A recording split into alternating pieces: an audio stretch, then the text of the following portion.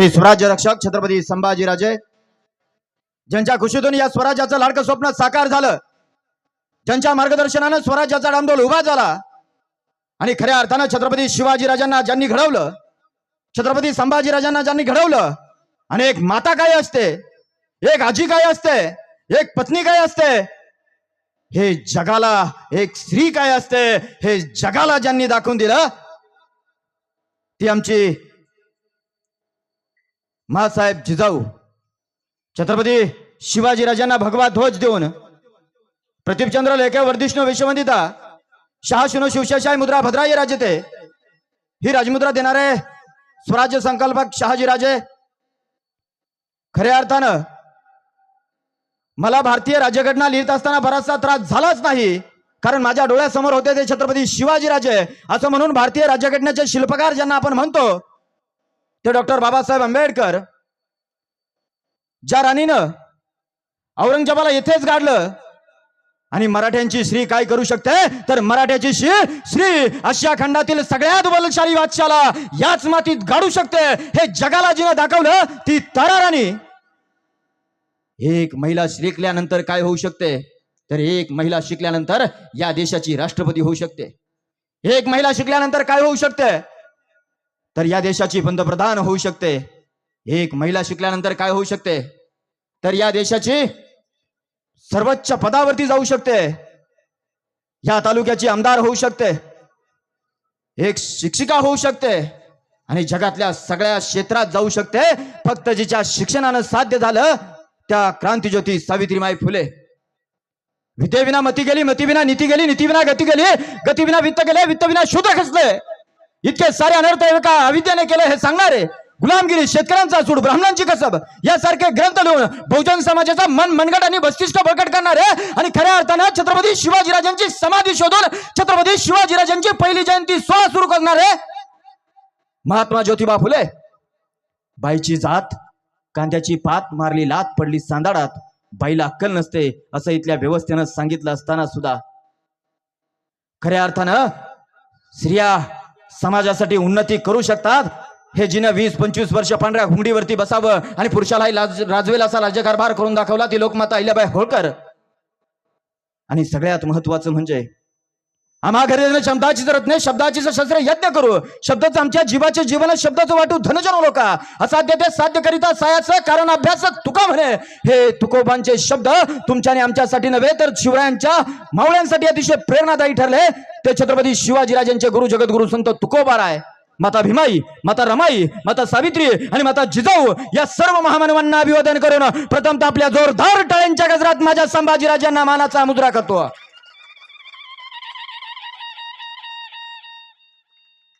संभाजीराजांचं चरित्र सांगायचं आहे, आणि संभाजीराजांचं चरित्र सांगणं हे एका मर्दाचं काम आहे, आणि ऐकणं सुद्धा एका मर्दाचंच काम आहे. खऱ्या अर्थानं या व्याख्यानमालेला मी विशेष धन्यवाद देतो, कारण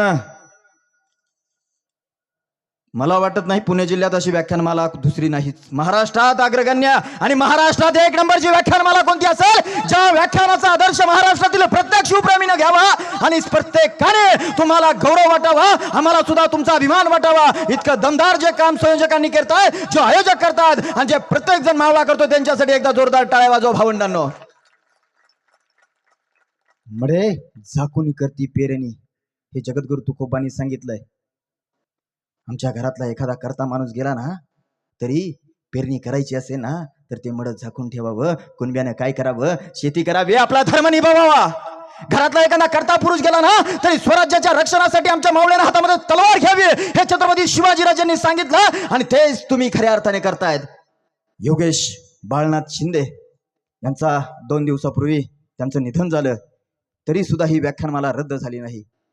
का झाली नाही, तर जगद्गुरु तुकोबांचे छत्रपती शिवाजीराजांचे विचार तुमच्यावरती आहे. म्हणून तुम्हा सर्व कार्यकर्त्यांना मनापासून मी धन्यवाद देतो. काल तुम्ही खूप हसलेला आहात, खूप हसलेला आहेत, खूप नाचलेला सुद्धा आहात. तुम्हाला मी आज थोडं थोडं हसवणार आहे, कारण संभाजीराजांचं चरित्र मी सांगणार आहे.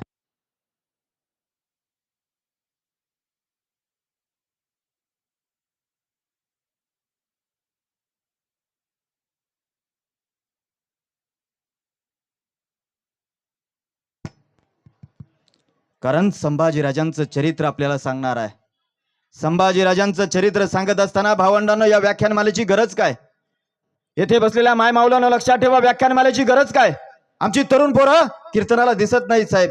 का दिसत नाही? कीर्तन यांना आवडत नाही का? तर आवडतं, मात्र का जात नाही हा संशोधनाचा विषय आहे. गेलं पाहिजे कीर्तनात. असं कोणीतरी म्हटलं की समाज हा तमाशानं बिघडला नाही आणि कीर्तनानं सुधारला नाही. असं होत नाही. समाज हा तमाशानं काही बिघडतो का काही हे मला माहित नाही, परंतु कीर्तनानं आणि व्याख्यानानं 100% सुधारतो, यावरती माझा विश्वास आहे. का विश्वास आहे? तर शिवाजी राजा घडवायचा असेल, संभाजी राजा घडवायचा असेल तर आमच्या समोर आदर्श असायला हवे. कोण आदर्श असायला हवेत? आमच्यापुढे आदर्श असायला हवेत. आम्ही कधीतरी आमच्या येथे मी पाहिलं, मला अभिमान वाटला, तिथे शिंदे नावाचे कोणीतरी रावसाहेब शिंदे त्यांच्या नावानं हुतात्मा चौक काढलाय. एक अशा सैनिकाची गोष्ट मी सांगणार आणि व्याख्यानाला सुरुवात करणार आहे. काही दिवसापूर्वी आपण सर्वांनी माहिती असेल कर्नल संतोष माडिक. या कर्नल संतोष माडिकांनी काय करावं? आतंकवाद्यांचा हमला झाला आणि आतंकवाद्यांचा हमला झाल्यानंतर कर्नल संतोष माडिकांनी काय करावं? आतंकवाद्यांचा हमला झाल्यानंतर स्वतः रायफल घेतले, आतंकवाद्यांच्या समोर उभे राहिले आणि आतंकवाद्यांच्या समोर उभा राहिल्यानंतर आतंकवाद्यांच्या रायफलीतून गोळ्या येत होत्या, यांच्याही रायफलीतून गोळ्या येत होत्या. मात्र काही आतंकवाद्यांनी कर्नल संतोष माडिकांच्या शरीरावरती नेम धरला आणि कर्नल संतोष माडिकांच्या अंगावरती फायरिंग केली. आणि माझ्या भावंडांनो, कर्नल संतोष माडिकांचं त्या ठिकाणी निधन झालं. ज्या वेळेस त्यांचं पार्थिव, त्यांचा मृतदेह त्यांच्या मूळ गावी आणला, साताऱ्यात आणला. आणि साताऱ्यात आणल्यानंतर कर्नल संतोष माडिकांचं ज्यावेळेस त्यांचं प्रेत त्यांच्या मूळ गावी त्यांच्या घरासमोर आणलं आणि घरासमोर आणल्यानंतर त्यांची आई रडत होती, त्यांची पत्नी रडत होती आणि याच वेळेस भावंडांनो संपूर्ण गाव रडत होतं. आणि याच वेळेस त्या कर्नल संतोष माडिकांचा एक मुलगा आहे, त्याचं नाव आहे स्वराज. त्याचं वय वर्ष किती आहे? 5 वर्ष. हे 5 वर्षाचं पोरग कर्नल संतोष माडिकांच्या जवळ गेलं आणि कर्नल संतोष माडिकांना म्हणतोय, बाबा तुम्ही मला सांगितलं होतं बाबा, तुम्ही सुट्टीवरती आलात ना की मला आईस्क्रीम घेऊन देणार आहात. तुम्ही मला सांगितलं होतं तुम्ही सुट्टीवर आलात ना मला बागेत घेऊन जाणार आहात. तुम्ही सुट्टीवरती आलात ना बाबा, मला तुम्ही गार्डन मध्ये नेणार आहात, खेळवणार आहात. बाबा उठा आणि मला गार्डन मध्ये घेऊन चला. मला चला आईस्क्रीम घेऊन द्या, मला चॉकलेट घेऊन द्या. सांगा, मृत असणार शरीर उठेल का?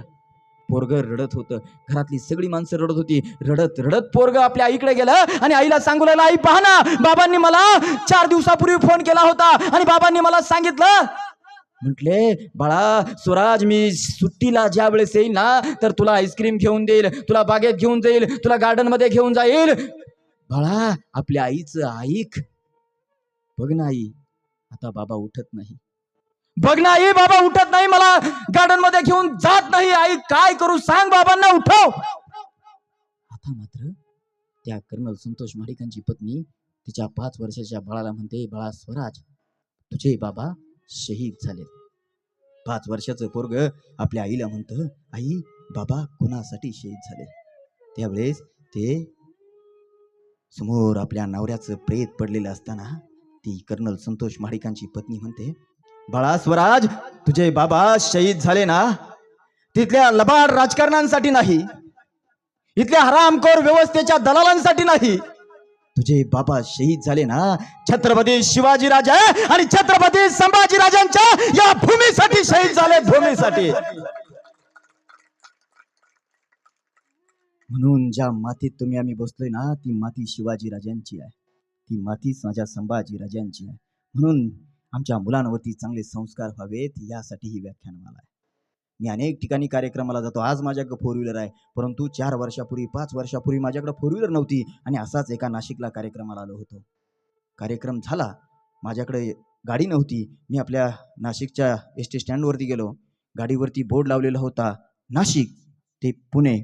मी गाडीत बसलो आणि गाडीत बसल्यानंतर माझ्या शेजारी थोड्या वेळानं एक पोरग बसलं. पोराचं वय असेल 15-16 वर्षाचं. हेच 15-16 वर्षाचं पोरग माझ्या जवळ बसलेलं होतं, माझ्या शीटच्या शेजारी बसलं होतं.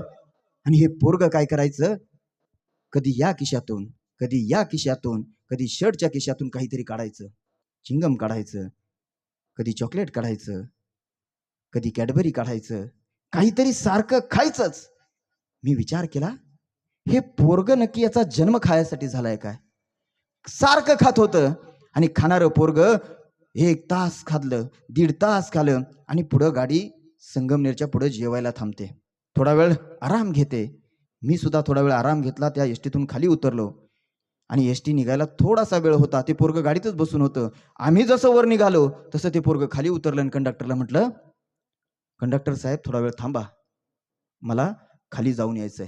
मग ते पोरग खाली गेलं आणि खाली गेल्यानंतर त्यानं बोरं आणली. आता बोरं आणल्यानंतर ती बोरं त्यानं घेतली. माझ्या शेजारी आलं आणि शेजारी आलेलं पोरग ते पुन्हा बोरं खाऊ लागलं. त्यांनी ती 2 बोरं त्याच्या तोंडात टाकली आणि त्यांनी असा काही चेहरा केला की मला वाटलं बोरं आंबट आहे. आता मात्र मला चॉकलेट न देणारं, मला कॅडबरी न देणारं पोरग स्वतःच खायचं. आता त्या पोराने माझ्याकडे हात केला. म्हटला, घ्या ना साहेब, बोरं घ्या. आता मी ती बोरं म्हटलं हात देतोय म्हटल्यावरती घ्यावंच म्हटलं. माझ्याही तोंडाला पाणी आलं होतं. मी त्यातली 2 बोरं घेतली आणि बोरं घेतल्यानंतर मी खाल्ली. त्यावेळेस माझ्या लक्षात आलं की बोरं नुसती आंबट नाही, तर ती बोरं तुरट सुद्धा आहे. आता मात्र त्या पोराला मी विचारलं, अरे बाळा, तू बोरं आणायला गेला होतास, मग बोरं पाहून तरी घ्यायची ना. तो म्हटला, साहेब तुम्हाला याची गंमत माहीत नाही. माझ्याकडं 15 दिवसापूर्वी 5 रुपयाचा ठोकळा मिळाला. तो इतका चेंबलेला होता, त्याच्यावरती 5 रुपयाचं चिन्ह जो आकार आहे तो दिसतच नव्हता. मी अनेक ठिकाणी चालवण्याचा प्रयत्न केला. मी अनेक टपरीवाल्यांकडे गेलो, मी अनेक ठिकाणी गेलो. मी एसटी वाल्याच्या त्या कंडक्टरला सुद्धा देण्याचा प्रयत्न केला, कंडक्टरने घेतला नाही. आज सुद्धा प्रयत्न केला, कंडक्टरने घेतला नाही. मला वाटलं ती आजी आहे, तिला फारसं दिसत नाही, ती बोरं विकते. मी तिच्या जवळ गेलो. आजीच्या दुर्दैवानं आणि माझ्या सुदैवानं आजीनं ते 5 रुपये घेतलं आणि मला बोरं दिली. मात्र ती बोरं आंबट आणि तुरट निघाली. इथून पुढं महत्वाचं आहे. मला सांगा, आमचं नाणं जर खोटं असेल तर आपल्याला जीवनातली सगळ्यात गोड फळं मिळतील का? नाही मिळणार. आमचं नाणं जर खोटं असेल तर जगाच्या कोणत्याही बाजारपेठेत जा, तुम्हाला चांगली फळं मिळणार नाही. आमचं नाणं खणखणीत असेल तर जगातली हवी गोष्ट ती मिळेल. आमचं नाणं खणखणीत व्हावं, आमच्या पोरांचं व्यक्तिमत्व घडावं आणि आमच्यातून शिवाजी राजा, आमच्यातून संभाजी राजा घडावं, यासाठी ही व्याख्यानमाला आहे. यासाठी ही व्याख्यानमाला आहे भावंडांनो. आणि म्हणून 14 मे 1657 एक बाळ जन्माला आलं. नाव ठेवलं संभाजी. संभाजी म्हणजेच काय? संभाजी म्हणजे संकटाशी, स म्हणजे संकटाशी, भा म्हणजे भारतीयानं आणि जी म्हणजे जिद्दीनं कसं लढावं, याचं नाव म्हणजे संभाजी आहे. संभाजी, अरे चारित्र्य संपन्न असणारा राजा म्हणजे माझा शंभू राजा आहे. अरे स्वराज्याचा दुसरा छत्रपती म्हणजे माझा शंभू राजा आहे. अरे छत्रपती शिवाजी राजांचा लाडका लेक म्हणजे माझा शंभू राजा आहे. जगातला सगळ्यात चारित्र्य संपन्न माणूस म्हणजे माझा शंभू राजा आहे. अरे नीतिमान राजा म्हणजे माझा शंभू राजा आहे. आणि अरे स्वराज्य रक्षक संभाजी हा तुमच्या आणि माझ्या हृदयावरती कोरलेला नाव म्हणजे संभाजी राजा. म्हणून माझ्या राजासाठी एकदा जोरदार टाळ्या वाजल्या पाहिजेत.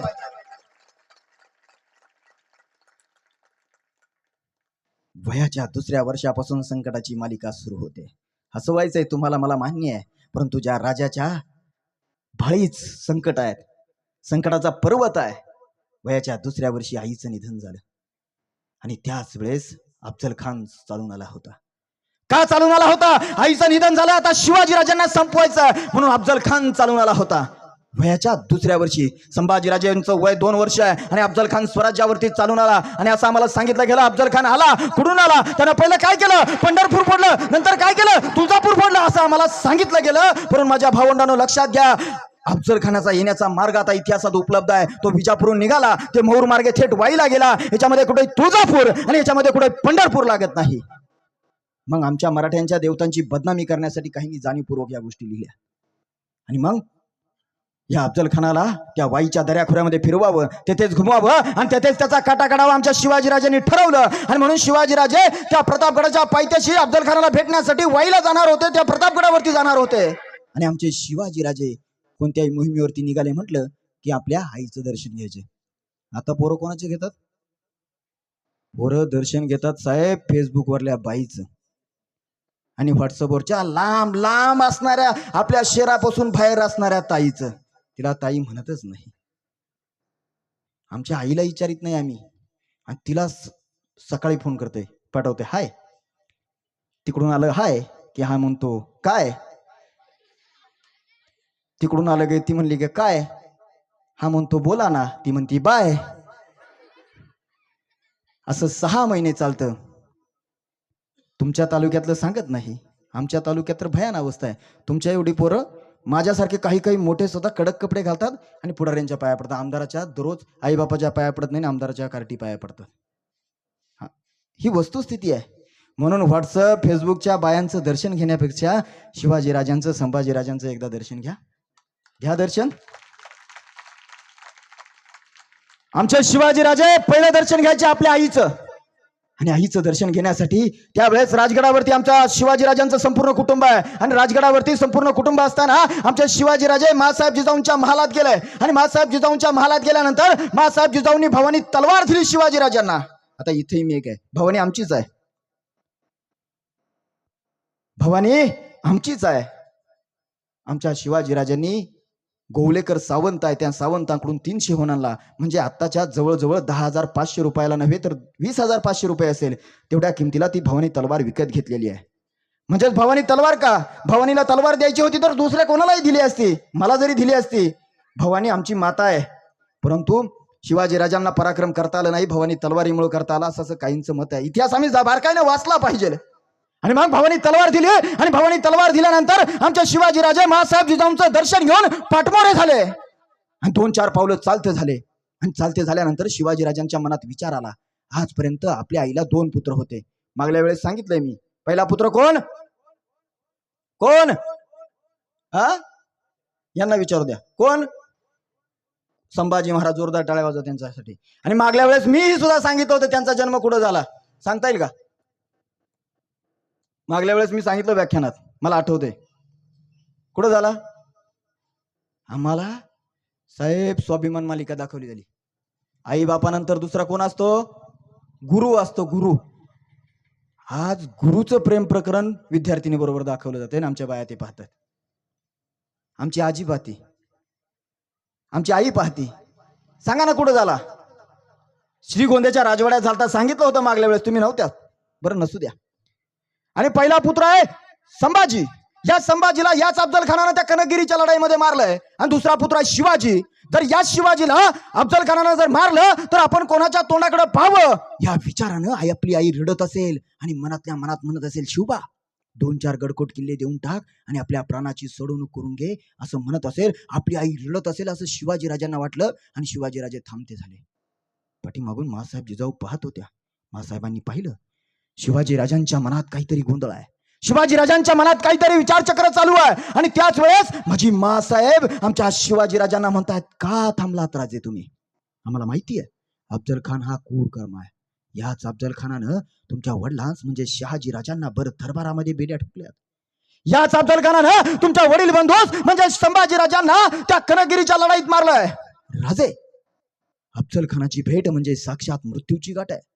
परंतु या भेटीमध्ये तुमचं किंवा तुमच्या सैनिकांचं जर काही बरं वाईट झालं ना, तर ही तुमची आऊ साहेब तुम्हाला शब्द देते, या तुमच्या 2 वर्षाच्या शंभूला गादीवरती बसून तुमचं आणि माझं स्वराज्य तळीच नेईल अशी सांगणारी महाराष्ट्रातली एकमेव माता होती, तिचं नाव राजमाता जिजाऊ. आत्ताच्या आमच्या माता कार्यक्रमाला गेला ना, मागे बस, पुढे बसू नको, दगडफेक झाली तर आपल्या पोरांना निघून जावं.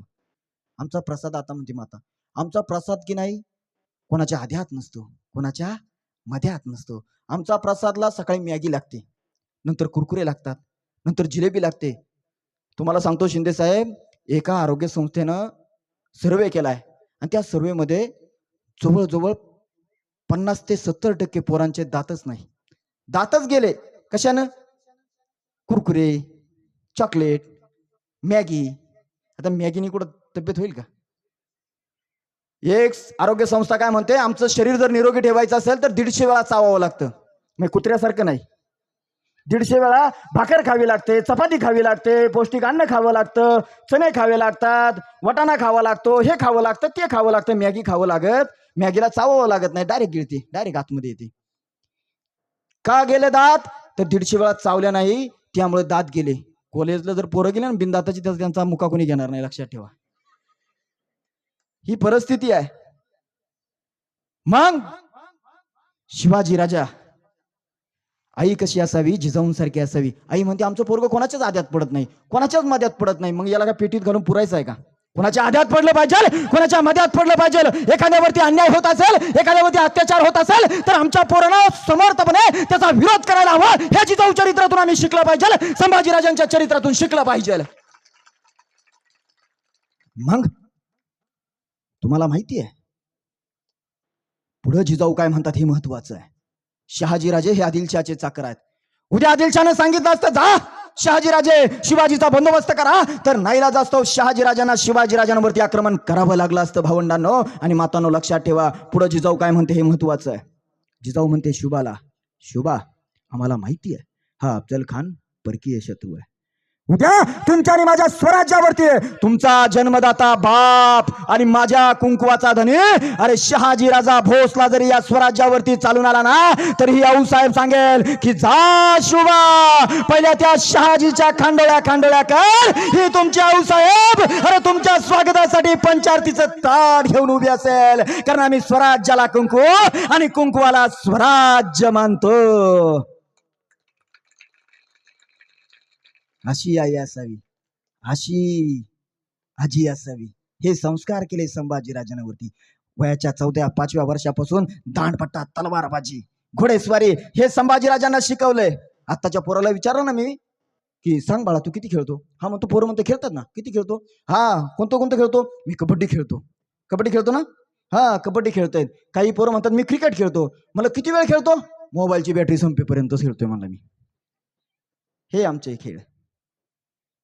पूर्वी आमच्या महिला शिवाजीराजांच्या काळामध्ये झोपल्यानंतर आमचे सैनिक आमचे मावळे लढायला जायचे. महिला वर्ग घरी एकटा असायचा आणि झोपत असताना आमच्या महिला उशाशी तलवार घ्यायच्या, भाला घ्यायच्या, सुरा घ्यायच्या. आताच्या महिला तलवार घेत नाही, भाला घेत नाही, सुरा घेत नाही. त्यांच्या उशाला रिमोट असतो, कधी कधी मोबाईल असतो आणि मोबाईलवरती काय करतात हे मी सांगायची गरज नाही. परिस्थिती बदलली पाहिजे. आणि मग संभाजीराजांवरती संस्कार केले माझ्या मासाहेब जिजाऊनी. वयाच्या 8व्या वर्षी संभाजीराजांना इतिहासकार म्हणतात 8, 9, 10, 11 भाषा येतात, 12 भाषा येतात. इतिहासकार सांगतात संभाजीराजा मराठी बोलतोय, हिंदी बोलतोय, इंग्रजी बोलतोय, संस्कृत बोलतोय. आमच्या पोरांना मराठी येते का? येते का बाळा मराठी? येते? आमच्या पोरांना मराठी सुद्धा येत नाही. तुम्ही म्हणसाल खरंच येत नाही का? खरंच आऊ येत नाही मराठी. मला सांगा याला काय म्हणतात मराठीत? सांगा कोण सांगेल? आमच्या माईकवाल्यांना सांगता येईल? कोण सांगेल? काय म्हणतात याला? माईक माईक इंग्रजी शब्द आहे. ध्वनी शेपक त्यांच्यासाठी जोरदार टाळ्या वाजवा एकदा. ध्वनी शेपक. कोणती आजी म्हणते का बाळा या ध्वनी शेपकाचा लय आवाज येतोय रे, त्याचा आवाज कमी कर. मेल्या म्हणती मुर्द्या हा माईकचा आवाज कमी कर म्हणती. आईस्क्रीमला मराठीत काय म्हणतात? आम्ही बीएडला होतो काय सोनवणे सर, आपल्याला माहिती आहे काय म्हणतात? सांगता येईल का? मुलांना सांगा बरं. कुल्फी नाही. सांगा. गारीगर. गारीगर तर अजिबात नाही. सांगा की.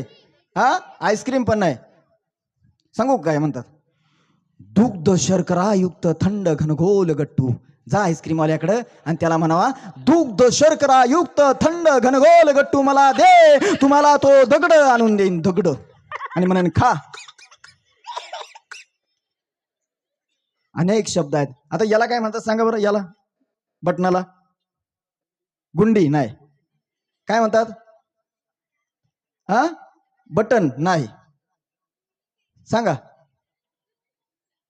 एखादं पोरग गेलं काय म्हणतात सांगू का? याला म्हणतात अस्ताव्यस्त व्यवस्थापक यंत्र.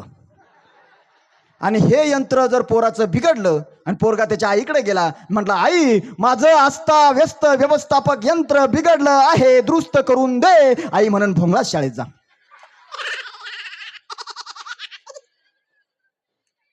सांगा ना. अनेक शब्द आहेत अनेक. पंचरला मराठीत काय म्हणतात?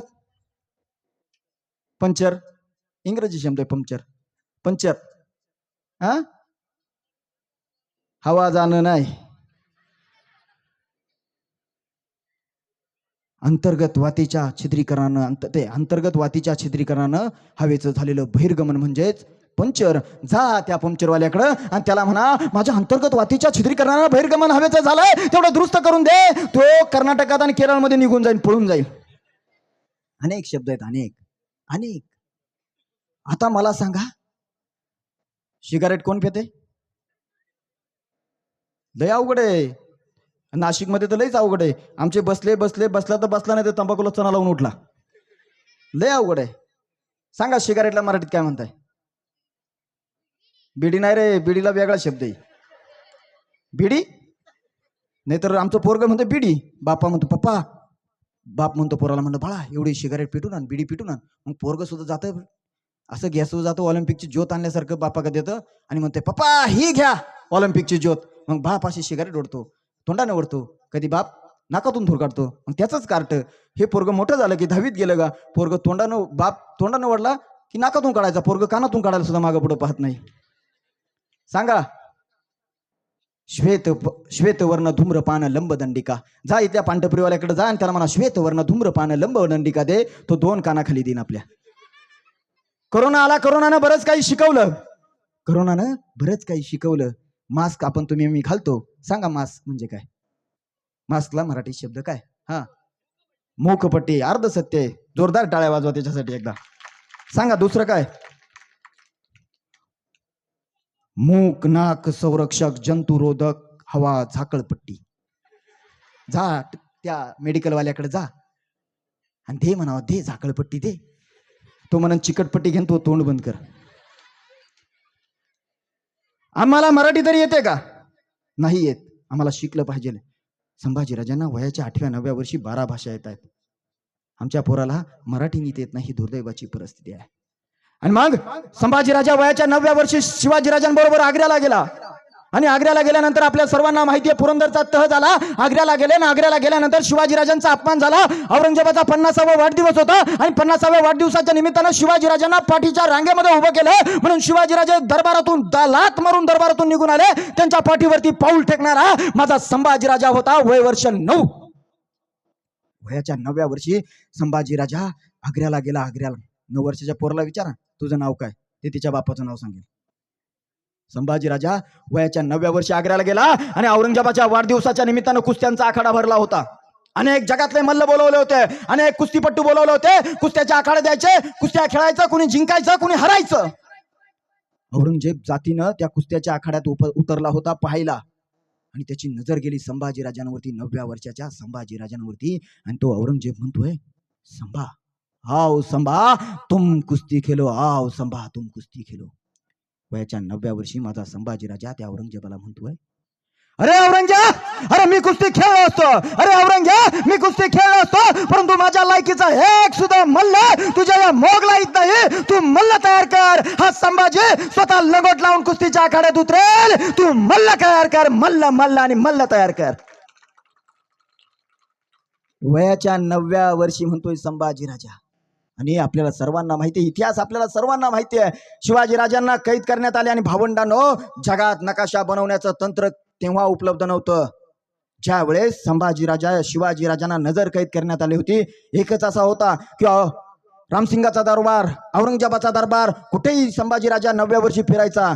जगात नकाशा उपलब्ध नसताना सुद्धा जगातला पहिला नकाशा कोणी बनवला असेल, कोणत्या पोरानं बनवला असेल, कोणत्या शहराचा बनवला असेल, तर ते शहर आहे आग्रा शहर. आणि कोणत्या पोरानं बनवला, ते माझ्या 9 वर्षाच्या संभाजीराजांनी बनवला. हे कर्तृत्व आम्ही लक्षात घेतलं पाहिजे संभाजीराजांचं. वयाच्या 14 वर्षी संभाजीराजाने बुधभूषण नावाचा ग्रंथ लिहिला. आणि बुधभूषण ग्रंथामध्ये माझा संभाजीराजा म्हणतो, जे दैववादी असतात ते नामर्द असतात. दैववादी कळतात ना, म्हणजे परीक्षात पास व्हावं म्हणून पोरं अभ्यास करायचं नाही, वर्षभर बोंबलं थिंडायचं आणि देवाच्या पुढे जायचं, मला पास कर. कसा देव पास करेल? एखाद्याला लग्न ठरत नाही, तो म्हणतो लग्न व्हावं म्हणून नवस करतो. लग्न झालं तर मुलं व्हावं म्हणून नवस करतो. बायको पळाली, पुन्हा पळालेली बायको पुन्हा मिळावी म्हणून नवस करतो. मी देहूच्या जवळ राहणारा माणूस आहे, खेडमध्ये राहतो मी असा दर महिन्याला देहूला जात असतो. मागल्या महिन्यात 2 म्हणजे नवरा बायको ते 2 जण आले होते आणि जगद्गुरु तुकोबांच्या चरणावरती त्यांनी डोकं ठेवलं आणि म्हटले, महाराज महाराज महाराज मला लेकरू होऊ दे, महाराज मला लेकरू होऊ दे. ज्या जगद्गुरु तुकोबांनी सांगितलं, नवसे कन्या पुत्र होती तरी का करणे लागे पती. लक्ष्मण केदारींचं छान गाणं आहे. सुख देवाच देतोय जीवा, सुख देवाच देतोय जीवा, पोर मागशील देतोय तवा, मग नवरा कशाला हवा ग शेजारीन सके बाई, मग नवरा कशाला हवा ग शेजारीन सके बाई. असे जे दैववादी असतात, म्हणजे सोमवार झाला की मंगळवार, मंगळवार झाला की गुरुवार, आला बाई गुरुवार, गुरुवार झाला की आला परत शनिवार, त्याच्या पोटी देवऋषी झोम भगनी भागवदरी भगमासे कर तात्यांचू सारखं ते बोंबलत पोरग हिंडणारच आहे. जे दैववादी असतात ते नामर्द असतात आणि जे प्रयत्नवादी असतात ते खरे मर्द असतात. या व्याख्यानमालेतून काय घ्यायचं असेल तर आम्हाला प्रयत्नवाद शिकला पाहिजे. संभाजीराजांनी सांगितलेला प्रयत्नवाद आमच्या पोरांपर्यंत गेला पाहिजे. वयाच्या 15 वर्षी गुजरात खंबाईचं नेतृत्व केलं.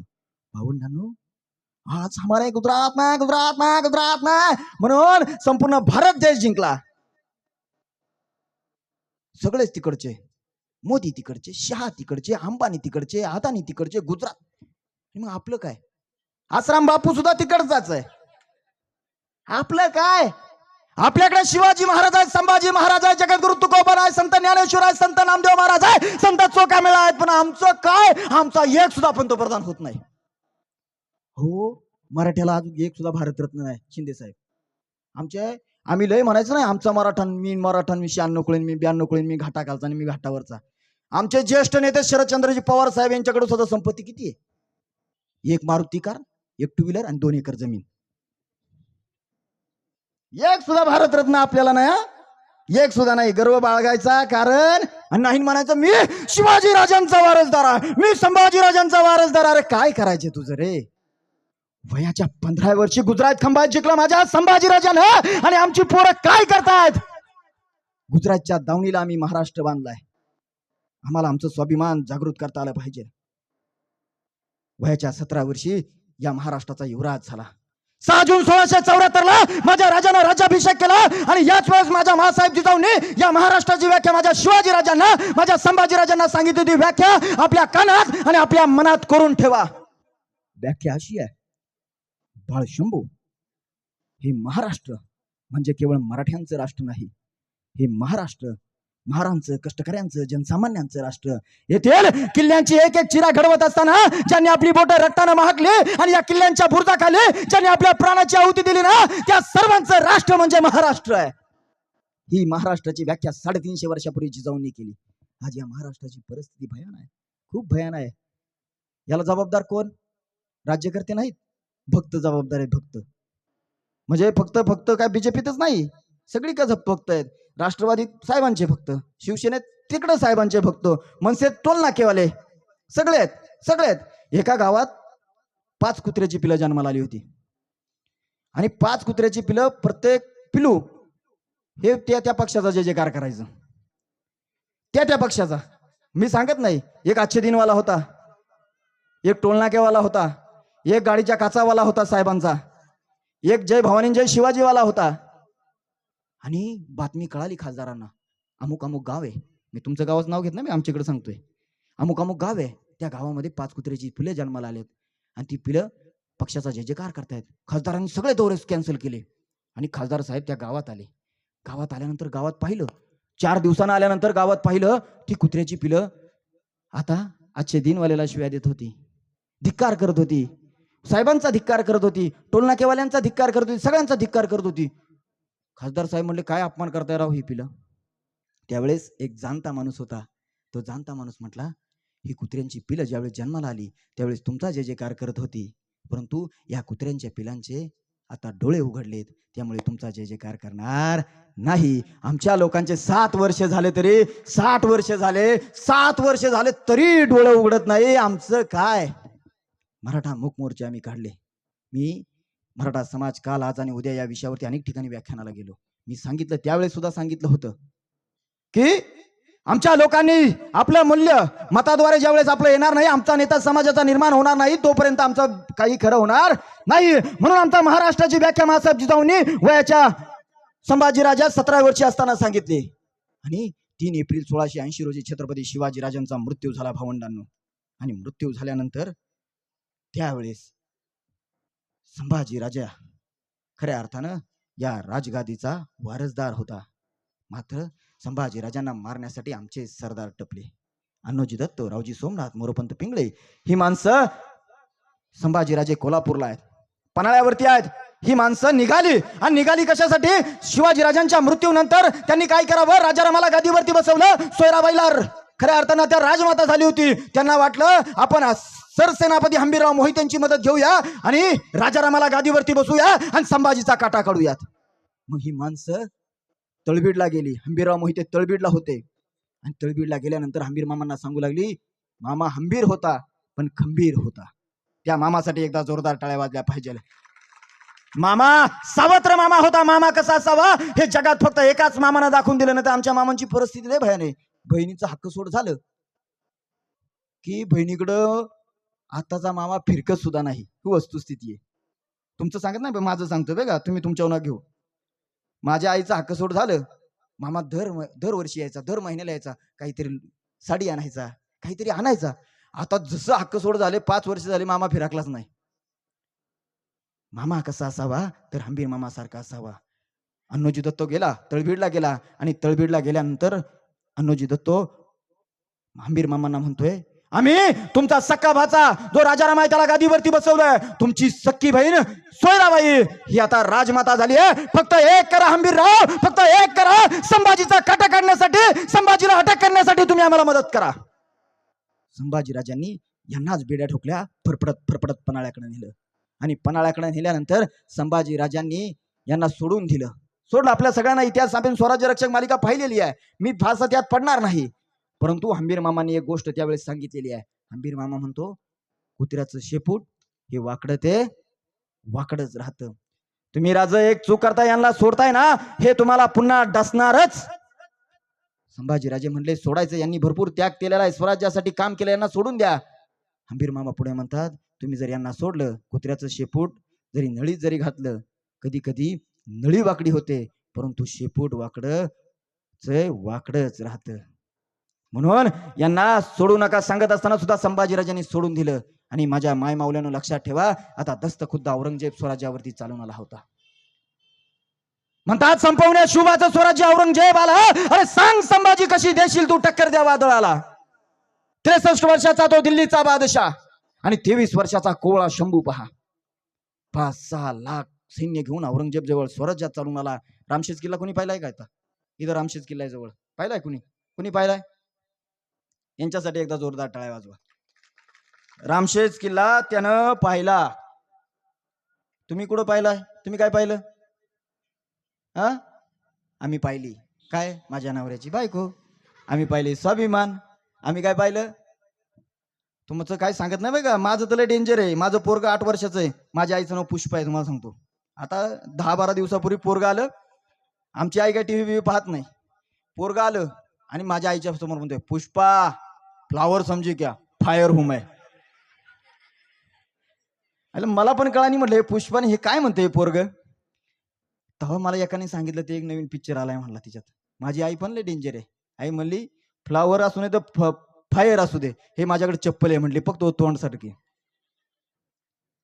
असं पाय झटकी झालं होतं कुत्र्यासारखं एक पायी. भयान परिस्थिती आहे. स्वाभिमान मालिका पाहता ना?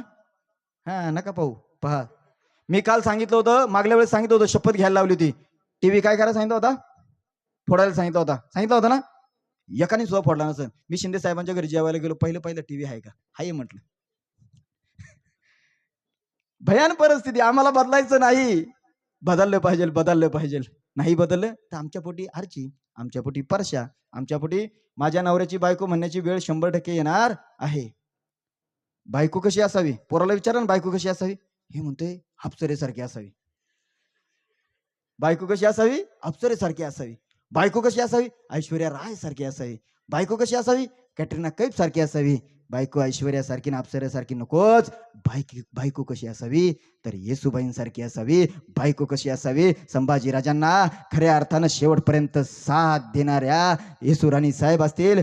त्याचबरोबर माझ्या महात्मा फुलेंना साथ देणाऱ्या सावित्री माईंसारखी असावी. बायको अप्सरेसारखी आता मुळीच नको आहे, हे लक्षात घेतलं पाहिजे.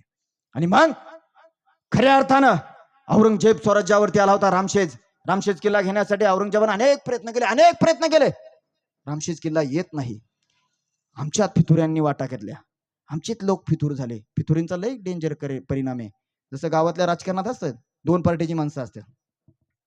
कोणत्या पार्टीत कवा जातील सांगता येत नाही. कधी या पार्टीचं खातील कधी त्या पार्टीचं खातील, आणि मतदान अपक्षालाच देतील. अशी भयानक अवस्था आहे. अशा परिस्थितीत अफजल खानच्या औरंगजेबानं महाराष्ट्रात अनेक प्रयत्न करून पाहिले. रामशेज घेण्याचा प्रयत्न केला, रामशेज येत नव्हता. अनेक किल्ले घेण्याचा प्रयत्न केला, किल्ला येत नव्हता. आणि याच वेळेस संभाजीराजांवरती खऱ्या अर्थानं याच महाराष्ट्रामध्ये फितुरीनं वार केला. आणि फितुरीनं पार केल्यानंतर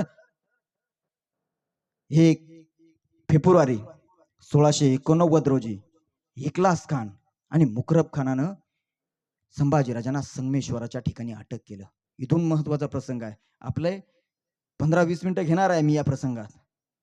हसवणार पण आहे, परंतु हे रडवण्याची थोडी गोष्ट आहे. थोडंफार रडलं पाहिजे, हसलंच नाही पाहिजे. 1 फेब्रुवारी 1689 संभाजीराजांना अटक केलं. संभाजीराजांना अटक करत असताना ज्यावेळेस तो इखलास खान आला होता, त्या नावडी नदीच्या किनाऱ्यावरती आला. संभाजीराजांच्या कडेने चारही बाजूनी सैनिक उभे राहिले. संभाजीराजांच्या हातामध्ये शमशेर होते, परंतु संभाजीराजांच्या जवळ जाण्याची ताकद आणि कोणाची हिंमत होत नव्हती. त्यावेळेस इखलास खान म्हटला, तो मुकरब खान म्हणला, अरे लांबून दोर टाका, या संभाजीला गिरफ्तार करा. संभाजीराजांच्या जवळ जाण्याची हिंमत कोणाची होत नव्हती. दोर फेकले गेले आणि हा सह्याद्रीचा छावा ज्यावेळेस बंधनात त्या दोरखंडाने बांधण्यात आला. भावंडांनो, इथून पुढे महत्वाचं आहे. संभाजीराजांना 15 फेब्रुवारी 1689 ज्यावेळेस बहादूरगडावरती आणलं, भयान परिस्थिती केली. एक बोडका उंट घेतला, इतका घाणेरडा उंट घेतला की पाहिल्यानंतर सुद्धा किळस वाटावी इतका घाणेरडा उंट घेतला. आणि त्या उंटाला माझ्या संभाजीराजांना उलट बांधलं. माझ्या संभाजीराजांच्या गळ्यात आजपर्यंत जगदंबेची माळ होती. ती जगदंबेची माळ उतरून फेकून देण्यात आली आणि तिथे गुरांनाही घाण वाटावी अशी कडव्याची पेंडी बांधली. माझ्या संभाजीराजांच्या अंगात आजपर्यंत राजवस्त्र होती, ती राजवस्त्र उतरून फेकून देण्यात आली आणि तिथे झिरमळ्यांची कपडे घालण्यात आली.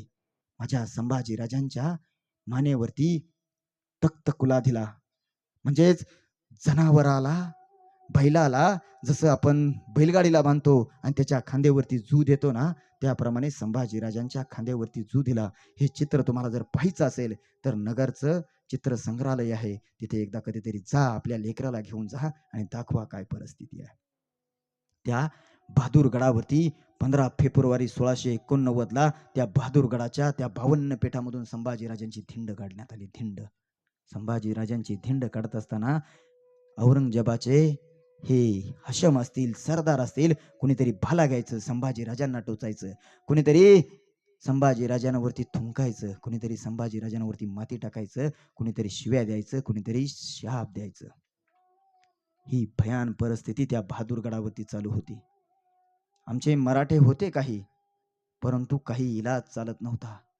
रायगडावरून महाराणी येसुबाईंचा निरोप घेऊन रायप्पा नावाचा एक मराठा, जातीनं महार होता, मराठा रायगडावरती आला, त्या बहादूरगडावरती आला.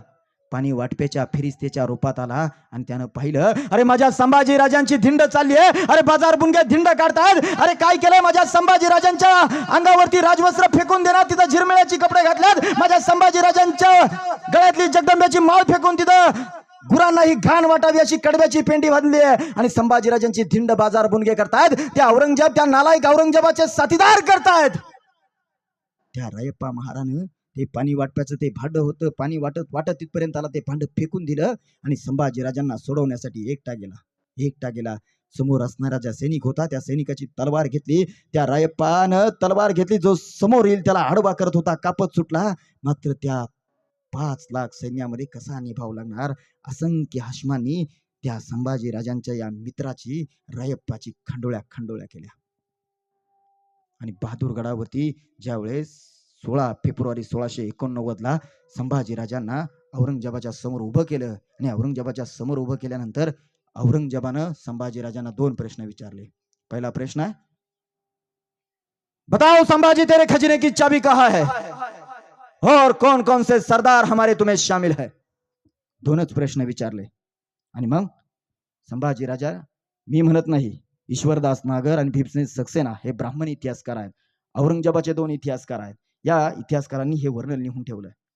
आणि मग प्रश्न विचारल्यानंतर संभाजी सांगत नाही, आणि संभाजी सांगत नाही म्हटल्यानंतर औरंगजेब खुश झाला आणि औरंगजेब म्हणतोय, अरे बताओ शंभू, हार किसकी और जीत किसकी.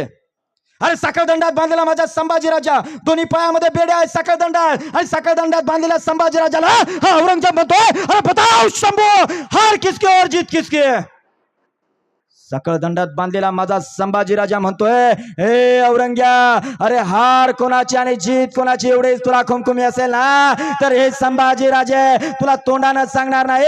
हे संभाजी राजाचे साखळदंड बाजूला कर, अरे या संभाजी राजाचे शमशेर सांगेल औरंग्या, हार कोणाची और जीत कोणाची, हार कोणाची और जीत कोणाची. आता मात्र औरंगजेबानं सांगितलं, याचे डोळे काढा. आता मात्र सांगितलं, डोळे काढा, जीभ छाटा. आता भाता पेटवण्यात आला, आणि भाता पेटवण्यात आल्यानंतर सळया लाले लाल केल्या, आणि सळया लाले लाल केलेल्या सळया घेतल्या, आणि ज्यावेळेस संभाजीराजांच्या ज्या इस्मान सळयाने डोळे काढले, संभाजीराजांचे डोळ्यांच्या बाबत माझी मासाहेब जिजाऊ म्हणायची, माझ्या शंभूचे डोळे म्हणजे हरणासारखे डोळे आहेत. माझ्या शंभूचे डोळे तेजस्वी हरणासारखे डोळे आहेत. आणि ज्यावेळेस त्या चिवस्ती खान नावाच्या हसमानं संभाजीराजांची डोळे काढले, ज्यावेळेस बुबळ बाहेर पडली ना, मेंदूची लाही लाही होते, ते समोर अंधार आला, आणि माझा संभाजीराजा तरी सुद्धा आपल्या प्राणाची भीक मागत नव्हता, तर संभाजीराजा त्या औरंगजेबाला शिव्या देत होता, शाप देत होता. आता औरंगजेबानं सांगितलं, इसकी जबान छाट लो, जबान. ज्या जबानीच्या बाबतीत ज्या माझी जिजाऊ म्हणायची, माझा शंभूची वाणी म्हणजे तेज आहे, तेज. अरे इतकी बरसते, इतकी बरसते ते, अरे सर्वांना न्याय देते. माझ्या शंभू राजांची वाणी खऱ्या अर्थानं अमृतासारखी गोड आहे. माझ्या शंभू राजाची वाणी ही तिला अमृताचा पाझर आहे. हाशम आले, या हाशमाने काय करावं, संभाजीराजांची जीभ बाहेर काढण्याचा प्रयत्न केला. संभाजीराजा, अरे वाघाच्या जबड्यात हात घालून दात मोजणारा माझा संभाजीराजा होता, अरे जीभ बाहेर काढेल कसा. संभाजीराजांच्या डोक्यावरती, मस्तकावरती वार करायला सुरुवात केली. संभाजीराजा जीभ बाहेर काढत नव्हता. मग एका हाशमानं संभाजीराजांचे नाक दाबलं, श्वासोश्वासासाठी जीभ बाहेर पडली, आणि कटारीचा असा वार झाला. वळवळणारी जीभ जणू म्हणत होती, जगदंब जगदंब जगदंब. या संभाजीराजा विवळत होता. आता मात्र औरंगजेबाने एक हाशम पाठवला, आणि हाशम काय म्हणतोय संभाजीराजांना, शंभू, आप तुम देख भी नहीं सकते और ना बोल सकते हो, बस इतना लिख दो कि तेरे खजले की चाबी कहाँ है और कौन कौन से सरदार तुम्हें हमारे शामिल है. संभाजीराजांनी त्यावेळेच्या काही धर्मांध इतिहासकारांना दिसलं नाही. संभाजीराजांचे हात ज्यावेळेस सोडले, लेखणी देण्यात आली, त्यावेळेस माझ्या संभाजीराजांनी लिहिलं, अरे औरंग्या, अरे माझे डोळे गेले म्हणून काय झालं, अरे औरंग्या, अरे माझी जीभ छाटली म्हणून काय झालं. अरे या संभाजीची एवढी धग आहे, एवढी ताकद आहे, या संभाजीचे फक्त साखळदंड बाजूला कर, मग दाखवेल तुला काय करतो हा संभाजी. आणि माझ्या संभाजीनं लिहिलं, हर हर महादेव, हर हर महादेव. अरे जीभ छाटली गेली, डोळे काढले गेले, परंतु संभाजीराजा झुकला नाही, वाकला नाही. आता सांगितलं, इसकी काल उधाडलो. जशी बकरू आपण सोलतो तसा संभाजीराजांवरती प्रयोग करायचा होता. त्याच्या अगोदर पुन्हा भाता पेटवण्यात आला, आणि सांगितलं, अभी इसने सुनना भी नहीं चाहिए. शिस गरम केलं, द्रवरूप झालं. शिसाला जर आपण हात लावला तर हात सुद्धा जळून खाक व्हावा इतकं गरम केलं. आणि माझ्या संभाजीराजांच्या दोन्ही कानात कानात कानात भरलं. किती मेंदूची लाही लाही झाली असेल. अरे साधा स्वयंपाक करत असताना, भाकरी करत असताना आपल्याला थोडासा जरी तव्याचा स्पर्श झाला, चटका बसला तर आपल्या खळकण डोळ्यातून पाणी येतं, आसवांच्या धारा येतात. माझ्या संभाजी राजांच्या डोळ्यात तप्त सळ्या घातल्या गेल्या. माझ्या संभाजी राजांच्या कानात उकळत शिस ओतलं गेलं. संभाजी राजा विवळत होता. संभाजी राजा फक्त आणि फक्त विवळत होता. ज्याप्रमाणे संभाजीराजांना बोकरू किंवा बोकड सोलतात त्याप्रमाणे संभाजीराजांच्या अंगावरची कातडी सोलण्याचा प्रयत्न केला गेला. मोसंबीची टरफलं ज्याप्रमाणे काढली जातात त्याप्रमाणे माझ्या संभाजीराजांच्या अंगावरची कातडी काढली. भावंडांनो, मातांनो, लक्षात ठेवा. एवढंच करून नाही, कुणीतरी हाशम यायचा, संभाजीराजांचे हात छाटायचा, कुणीतरी यायचा दुसरा हात छाटायचा, कुणीतरी यायचं पायी छाटायचं. ह्या बोटांची नख नख नख सुद्धा ओरबाडून काढली, बोट छाटली गेली. आणि फाल्गुन वद्य अमावस्या ज्याला आपण म्हणतो, दुसऱ्या दिवशी चैत्र महिना चालू होतो, त्याच्या आदल्या दिवशी संभाजीराजांना मारायचं ठरवलं गेलं.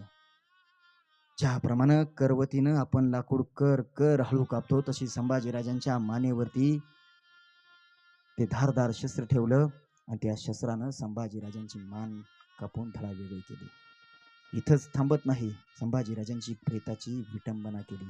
संभाजीराजांचं जे शिर आहे ते एका काठीवरती ठेवलं आणि संपूर्ण त्या भागामध्ये त्याची धिंड काढण्यात आली. माझ्या भावंडांनो, मी एक विनंती आपल्याला या ठिकाणी करणार आहे. आम्ही गुढीपाडवाचा सण साजरा करतो. एक येशू ख्रिस्त नावाच्या माणसाला, देवाला, त्यांनी ख्रिश्चन धर्मामध्ये देव असेल त्यांचा, फक्त खिळे ठोकून मारलं, त्याच्या नावानं धर्म निघाला. माझ्या संभाजीराजा तुमच्या आणि माझ्यासाठी हसत हसत स्वराज्यासाठी प्राणाची ज्याने बलिदान दिलं, त्या संभाजीराजांच्या मृत्यूच्या दिनी दुसऱ्या दिवशी गुढीपाडव्याला माझ्या भावंडानं एक गोष्ट करायला हवी. माझ्या संभाजीराजांच्या मृत्यूच्या संभाजीराजांचं स्मरण करण्यासाठी आम्ही दुसऱ्या दिवशी आमच्या घरावरती भगवा ध्वज लावायला हवा, संभाजीराजांच्या प्रतिमेचं पूजन करायला हवं आणि संभाजीराजांच्या बलिदानानं खऱ्या अर्थानं पावन झालेल्या या मातीसाठी संभाजीराजांच्या वरती खऱ्या अर्थानं प्रेम करणाऱ्या मावळ्यांनी संभाजीराजांचा स्मृतिदिन करायला हवा. शिंदे साहेब, दुर्दैव या देशाचा आहे. शिवाजीराजांची व्याख्यानमाला आम्ही 4-4, 5-5 दिवस घेतो, परंतु महाराष्ट्रामध्ये संभाजीराजांची व्याख्यान जयंती फार कमी होतात. मला विनंती करणार आहे, तुम्ही नाही 10 दिवस घेऊ नका, 2 दिवस घेऊ, परंतु 1 दिवस तरी माझ्या संभाजीराजांच्या जयंतीचा सोहळा आयोजित आपण करायला हवा. इथं संपत नाही. अनेक इतिहासकारांनी संभाजीराजांची बदनामी केली. दत्तो वामन पोद्दार असेल, अहो एवढंच काय, मी खरं बोलणार आहे, मी बरं बोलत नाही. सावरकरांनी सुद्धा बदनामी केली. हिंदू पदपातशाहीमध्ये सावरकर म्हणतात, मदिरा आणि मदिराक्षिणीच्या कैफात बुडालेला नालायक आणि नादान शिवपुत्र वारीस म्हणजे संभाजी बैलवेडा होता. संभाजीने सगळी शिवाजीराजांची संपत्ती घालवली, असं सावरकरांनी सुद्धा लिहावं. इतक्या वेदना माझ्या या काळजाला होतात. अनेक इतिहासकारांनी संभाजीराजांची बदनामी केली. दत्तो वामन पोद्दार चिटणीसापासून तर कालच्या गिरीश कुबेरापर्यंत. गिरीश कुबेरानं सुद्धा लिहिलं, संभाजीराजांनी सोयराबाईंची हत्या केली म्हणून. किती जणांना माहिती आपल्या गावात? किती जणांनी गिरीश कुबेरचा धिक्कार केला? नाही ना केला. अहो, आम्ही धिक्कारच करत नाही. मी नेहमी सांगतो, शिवाजी महाराज जर ब्राह्मणात जन्माला आले असते ना, ब्राह्मणात, तर त्यांनी संभाजी महाराज ब्राह्मणात जन्माला आले असते ना, सोन्याचे पुतळे उभारले असते, सोन्याचे. दुर्दैव त्यांचं आहे, ते मराठा समाजात जन्माला आले. खरंच सांगतो मी, कर्नाटकात शिवाजीराजांची बदनामी झाली, पुतळ्याची विटंबना झाली, एक सुद्धा मराठा पेटला नाही. बाबासाहेबांच्या लेकरांचा आदर्श घ्या. बाबासाहेबांच्या पुतळ्याची विटंबना ज्यानं केली, त्याचप्रमाणे त्याची सुद्धा त्याचप्रमाणे पद्धतीने हत्या त्या लेकरांनी केली. मी हत्याचं समर्थन करत नाही, परंतु आमची शिवाजी महाराजांची लेकरं, संभाजी महाराजांची लेकरं, शिवाजीराजांची बदनामी होते, जिजाऊंची बदनामी होते, पण पेटत नाही. ही दुर्दैवाची परिस्थिती आहे. अरे, ती भीमा इंद्रायणी नदी आज सुद्धा रडते आहे. ती भीमा इंद्रायणी नदी आज सुद्धा रडते आहे. माझ्या शंभूचा खरा इतिहास जगाला ओढून सांगते आहे. अरे, मारणारे मरून गेले, मारणाऱ्यांचे वंशज शंभूचा खोटा इतिहास रंगून गेले. अरे, बदनामीचा सूड घेण्या इंद्रायणी आजही धावती आहे आणि माझ्या शंभूचा खरा इतिहास सांगते आहे. अरे, या उद्या तुमच्या लेखणीला शाहीचा महापूर. अरे मराठ्यांना, या उद्या तुमच्या लेखणीला शाहीचा महापूर आणि वाहून जाऊ द्या मनुवाद्यांचा कायमचा सूड. अरे, विनवती आहे इंद्रायणी त्या डबडबलेल्या डोळ्यांनी आणि दुखीत अंतकरणाने, आणि सांगते आहे माझ्या शंभूची खरी कहाणी, सांगते आहे माझ्या शंभूची खरी कहाणी. जाता जाता माझ्या भावंडांनो, तुम्ही जर शिवाजी महाराजांचे वारसदार असाल, संभाजी महाराजांचे वारसदार असेल, फक्त 10 मिनिटं घेतल्यावर चालेल ना? आणि या ठिकाणी 10 मिनिटं घेणार आणि मी या ठिकाणी थांबणार आहे. आम्हाला अजून 1 तास घेऊ. का का संस्कार महत्वाचे आहेत? मायमावला तुमच्यासाठी सांगतोय. संभाजीराजा घडत नाही, घडवावा लागतो. शिवाजीराजा घडत नाही, घडवावा लागतो. तुम्ही जर बदलले नाही, तुम्ही जर आजपासून टीव्ही चॅनल सोडले नाही, तर काय होईल सांगता येत नाही. कोल्हापूरची घटना आहे. शिवाजीराजांच्या रक्ताचा वारसदार राजश्री शाहू महाराज कोल्हापूरमध्ये होऊन गेले. ज्या औरंगजेबाची कबर ताराराणीने खोदली, ती ताराराणी सुद्धा कोल्हापूरला होऊन गेली. परंतु काही दिवसापूर्वी कोल्हापूरची एक घटना मी आपल्याला सांगणार आहे भावंडांनो. घटना अशी आहे, कोल्हापूरच्या महाराणी ताराबाईचे पुतळा आहे. त्या पुतळ्याच्या मागे एक वस्ती आहे. तिथे सुनील नावाचा पोरगा आहे. खरी परिस्थिती आहे. माझं व्याख्यान झाल्यानंतर आपल्या युट्यूबला पाहायचंय, त्या व्याख्यान झाल्यानंतर गुगलला पाहायचं, सर्च करायचं. प्रत्येकाने गोष्ट सांगतोय ती महत्वाची आहे. त्या करवीर नगरीमध्ये सुनील नावाचा एक पोरगा आहे. पोरगा दारुडा आहे, प्रचंड दारू पितोय. इतका दारू पितोय की बायको वैतागली. 3 पोरं आहेत त्याला. पोरं वैतागली, बायको निघून गेली, पोरं निघून गेली, बाप नव्हता. जगातली फक्त एकमेव अशी असते, ती म्हणजे आई. पोरगा आईला सोडून जातं. पोरगा कमवायला लागला की पोरगा सोडून जातं. पोरगा पैशावाला झालं की आईला विसरतं, बापाला विसरतं. परंतु पोरगा लायला गेलं तर त्या पोराची सांभाळ करणारी जगातली फक्त एकमेव माऊली आहे, एकमेव देवता आहे, ती म्हणजे ही आई आहे. त्या सुनीलच्या आईनं पोरग किती नालायक निघालं, दारुडं निघालं, तरी त्याला सांभाळायचं ठरवलं. त्याला पैसे देत होती. पोरग भांडायचं, दारूला पैसे घ्यायचं, आणि हे पोरग दारू प्यायचं. ते कधी कधी कामाला जात सुद्धा नव्हतं. दररोज आई बरोबर भांडणं करायचं. एके दिवशी त्याला प्रचंड भूक लागली या सुनीलला. आणि प्रचंड भूक लागलेल्या या सुनीलनं काय करावं, शेजारी गेला, म्हटला जेवायला द्या. कुणीच जेवायला देत नव्हतं, कारण पोरग तसं अवलिया होतं. आता मात्र हा सुनील घरी आला. अनेकांच्या दारोदारी गेला, मात्र त्याला कोणी भाकर दिला नाही, तुकडा दिला नाही. घरी आला. आई आजारी होती. 60-65 वर्षाची आई आजारी होती. आणि आईनं, आजारी असणारी आई त्या अंथरुणावरती झोपलेली होती. हा गेला, म्हटला आई मला पैसे दे, दारू प्यायची. ती म्हटली मी आज मोलमजूर करून तुला खायला प्यायला घालते, तुला पैसे देते, आज मी आजारी आहे, माझ्याकडे पैसे नाहीत. पोरग भांडण करू लागला. आईला म्हणायला लागला आई पैसे दे, नाही तर याचे परिणाम तुला वाईट भोगावे लागतील. आई म्हटली माझ्याकडे पैसे नाहीत बाळा. आता मात्र त्यानं सुरा घेतला आणि आईला म्हटलं आई जर तुम्हाला पैसे दिले नाही तर हा सुरा तुझ्या पोटात घुपसेल. आई म्हटली तू सुरा पोटात घुपस नाही तर कुठेही घुपस, माझ्याकडे पैसा नाही. पोरानं काय करावं, त्या दारूच्या नशेत असणाऱ्या पोरानं आईला म्हटलं आई तुला मी शेवटचं विचारतोय, शेवटचं सांगतोय, मला पैसे दे. जर पैसे दिले नाही तर हा सुरा हा तुझ्या पोटात घुपसल्याशिवाय मी राहणार नाही. आई म्हटली माझ्याकडे पैसे नाही, काय करायचं ते कर. त्या पोरानं रागाच्या भरात काय करावं, तो सुरा तसाच त्या आईच्या पोटात घुपसला. गोष्ट इथं नाही संपत, गोष्ट इथून चालू होते. सुरा घुपसल्यानंतर या पोरानं काय करावं, स्वतःच्या जन्मदात्या आईचे हात तोडला, पायी तोडला. करवत असेल, कुऱ्हाड असेल, त्या सगळी जी साहित्य आहे त्या साहित्य त्याच्याकडे होती, पायी तोडले. आणि याच पोरानं आपल्या आईचं काळीज काढलं, काळीज कापून काढलं. आणि माय माऊल्यानं लक्षात घ्या, ज्या आईनं जन्म दिला होता त्या आईचं काळीज यानं घेतलं, गॅसवरती तवा ठेवला आणि त्या तव्यावरती ते काळीज ठेवलं, त्याला मीठ आणि तेल लावलं आणि या निर्दयी पोरानं ते काळीज खाल्लं. ही खरी परिस्थिती आहे. हे एकदा कधीतरी ही पहा. आणि नुसतंच खाल्लं नाही, खाऊन हे पोरग ज्यावेळेस बाहेर गेलं, बाहेर गेल्यानंतर याच्या शरीरावरती कपड्यावरती रक्ताचे डाग होते, म्हणून शेजारच्यांना संशय आला. त्यांनी पोलिसांना बोलवलं. आणि ज्यावेळेस पोलिसांनी ही परिस्थिती पाहिली ना, जो पोलीस अधिकारी तपास करत होता ना, माय माऊल्यानो लक्षात ठेवा, तो म्हटला माझ्या आयुष्यात अशी केस कधी आली नव्हती. आता मात्र या पोराला ज्यावेळेस पोलिसांनी अटक केली आणि अटक केल्यानंतर न्यायालयात याचिका, तो गुन्हा सिद्ध ज्यावेळेस झाला त्यावेळेस ते पोरग दोन्ही हात जोडून न्यायाधीशाला म्हणत होतं, मला माफ करा, मी आईचं काळीज खाल्लंय, मला माफ करा. फक्त आता माझं लेकरू आहे, माझी बायको आहे, त्यांच्यासाठी मला माफ करा आणि मला फाशीची शिक्षा देऊ नका. न्यायाधीशांचं सुद्धा हे निकालाचं वाचन करत असताना त्या न्यायाधीशाच्या सुद्धा डोळ्यातून आसवांच्या धारा आल्या. आईचं काळीज खाणारा नराधम आपलाच पोरगा कसा निघू शकतो, त्याला न्यायालयानं मला वाटते फक्त 5 ते 6 महिने झालेत फाशीची शिक्षा दिली आहे. ही परिस्थिती फक्त कोल्हापूरपर्यंत मर्यादित नाही भावंडांनो, ही परिस्थिती आमच्या गावापर्यंत सुद्धा यायला वेळ लागणार नाही. आमच्या मुलांवरती चांगले संस्कार व्हावेत असं जर वाटत असेल तर आमच्या घरातले, तुम्हाला खोटं वाटत असेल तर तुम्ही मोबाईलवरती गुगलवरती जायचं आणि कोल्हापूरमध्ये हृदय काळीज खाणाऱ्या पोराची गोष्ट एकदा पहा, म्हणजे तुमचे सुद्धा डोळ्यातून आसवांच्या धारा आल्याशिवाय राहणार नाही. म्हणून मी सांगत असतो आमच्याकडे ब्राह्मणांचा आदर्श घ्यायला हवा. ब्राह्मण समाज इतका पुढे गेला, पुढल्या 2 वर्षाचा नाही तर 2000 वर्षाचा विचार करतो.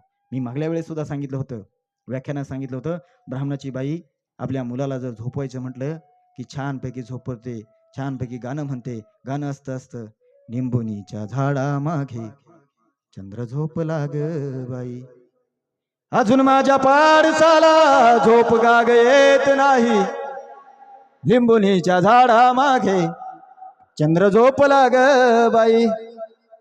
पोरग छानपैकी झोपी जातं. तुमचं सांगत नाही. माझी आता 8 महिन्याची मुलगी आहे आणि 9 वर्षाचा पोरगा आहे. माझं 9 वर्षाचं पोरग ज्यावेळेस ते बारीक होतं, माझी आजी त्याला झोपीत होती, अशी धोपटीत होती, धपाक धपाक धपाक जणू काय मारत होती आणि मारता मारता गाणं म्हणत होती. ते गाणं माझं आज सुद्धा पाठ आहे. मला वाटते मला सुद्धा म्हणत होती काय माझी आजी, म्हणजे माझी आजी बाय का, त्याची नाही, माझी आजी गाणं म्हणत होती, हाड तू कुतऱ्या तोडी बाळाच्या झिपऱ्या, तोडी बाळाच्या झिपऱ्या, तोडी बाळाच्या झिपऱ्या. माझं पोरग झोपत नव्हतं. आजीने त्याला पाळण्यात टाकलं, मध्येच कुत्रं आलं. आजी पाळणा देत म्हणत होती, पाळण्याला झोका देत म्हणत होती, यू हाड. माझं पोरग बोलायला लागलं. त्यावेळेस त्याला वाटलं आपली अवलाद हाडाडची आहे. त्याच्या तोंडातून पहिला शब्द निघाला यू आणि हाड. पेराल तेच उगवणार आहे. तुम्ही गहू पेरले की ज्वारी कधीच उगवणार नाही, ज्वारी पेरली की कधी दुसरं काहीच उगवणार नाही. जगातला कोणता बाप, बरेच बाप बेवडे आहेत, पण तू कोणत्या बेवड्या बापाला आपला पोरगा बेवडा असावा, दारू पिणारा असं वाटतं का? कोणत्याच बापाला वाटत नाही. म्हणून आमच्या पोटी चांगली संतान जन्माला यावे असेल तर ही शिवजन्म सोहळा, संभाजीराजांचा जन्म सोहळा हा जन्मभर आयुष्यभर आपण जोपर्यंत आहे तोपर्यंत तुम्ही चालू ठेवावा एवढीच विनंती करतो. ज्यांनी आयोजन केलं, ज्यांनी नियोजन केलं त्यांच्यासाठी एकदा जोरदार टाळ्या वाजवा. आणि मला माहिती आहे आता मला पुढल्या वर्षी बोलवतील का नाही मला माहित नाही, परंतु एक गोष्ट मात्र भावंडांनो लक्षात घ्या, हा जन्म सोहळा बंद पडू देऊ नका, कारण आमच्या पोटी शिवाजी राजा जन्माला यावा हीच अपेक्षा व्यक्त करतो. आणि तुमच्याच नाशिकच्या भागातला एक कवी आहे, त्याची कविता सादर करतो आणि या ठिकाणी थांबतो. कवी आहे आमच्या दत्ता सोनवणेंची एक करतो आणि आमच्या चांदखेडचे काय नाव त्यांचं, विष्णुभाऊ थोरे. पुढल्या वर्षी त्यांना बोलवा सर, छान कवी आहे. कविता अशी आहे, अरे हर हर महादेवचा नौबत पुन्हा चढेल काय, अरे हर हर महादेवचा नौबत पुन्हा चढेल काय, या स्वराज्याला माझ्या शिवरायांचं सभान पुन्हा पडेल काय. अरे जातीवरून दंगे येते झेंड्यावरून पंगे, अरे जातीवरून दंगे येते झेंड्यावरून पंगे, अरे आपल्याच युद्धात आपल्या संगे माणसाला माणुसकीचा रोग थोडा जडेल काय, या देशाला या महाराष्ट्राला माझ्या शिवरायांचं सभान पुन्हा पडेल काय. अरे मर्द थोडा जीता है पिऊन थोडा खंबा, अरे मर्द थोडा जीता है पिऊन थोडा खंबा, मरणालाही लाजवेल असा कुठं दिसत नाही संभा, शंभू सारखा शिरवीर पुन्हा घडेल काय, अरे शंभू सारखा शिरवीर पुन्हा घडेल काय, आणि या महाराष्ट्राला या स्वराज्याला शिवरायाचं सभान पुन्हा पडेल काय. अरे रस्त्यावरील कागद खाऊन सुकून गेल्या साऱ्या गायी, अरे रस्त्यावरील कागद खाऊन सुकून गेल्या साऱ्या गायी, आणि पार्लर मध्ये नटून येते रोजच आमची आई. अरे जिजाऊ चाले आता शिवासारखा घडेल काय या महाराष्ट्राला या देशाला, आणि या तुमच्या नांदूर मधमेश्वराला माझ्या शिवरायाचं सभान पुन्हा पडेल काय, माझ्या संभाजीराजांचं सभान पुन्हा पडेल काय, हर हर हर महादेवचं सभान पुन्हा पडेल काय, हर हर हर महादेवचं नभत पुन्हा चढेल काय, आणि या देशाला या महाराष्ट्राला आणि तुमच्या नांदूर मधमेश्वराला माझ्या शिवरायाचं माझ्या संभाजीराजांचं सभान पुन्हा पडेल काय. बोला छत्रपती शिवाजी महाराज के. इतका आवाज आला पाहिजे, हा हॅलोजन सुद्धा पडला पाहिजे. बोला छत्रपती शिवाजी महाराज के, छत्रपती शिवाजी महाराज के, संभाजी महाराज के. धन्यवाद. जय जिजाऊ, जय शिवराय.